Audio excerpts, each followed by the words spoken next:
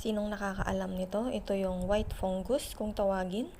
Kailangang isok muna sa water 15 to 30 minutes. Ito nga yung mga sangkap na aking gagamitin. Merong red dates. Yung orange color dyan, yan yung tinatawag na goji berry. Tapos yung brown, kung mapapansin nyo, yan yung dried longan. Ganyan na yung itsura niya after malinisan kasi tinanggal ko yung mga matitigas na particles. Ayan na, ready na ang ating tubig. Kumukulo-kulo na siya.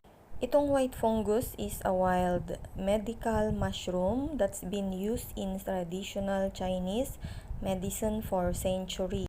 Ito ay rich in fiber din and chains of carbohydrates. Tapos marami ding mga benefits. Improve of brain, heart, skin, and immune health. Yan, pinaghalo-halo ko na nga lahat yan.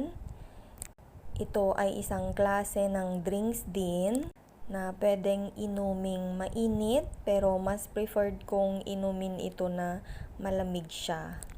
Hindi na kailangang lagyan ng asukal or rock sugar pero depende na rin sa inyo kung mahilig talaga kayo sa sweets.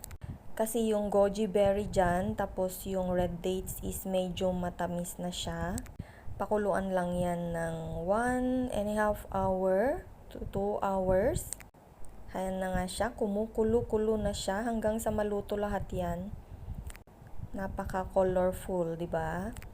Hindi siya hassle gawin kasi sobrang napaka-dali lang talagang gumawa ng ganitong mga drinks.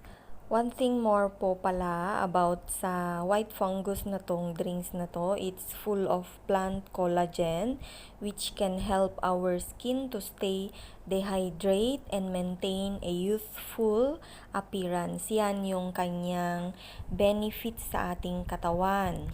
I-try nyo na rin mga kumarites para maging masigla at healthy tayo lagi.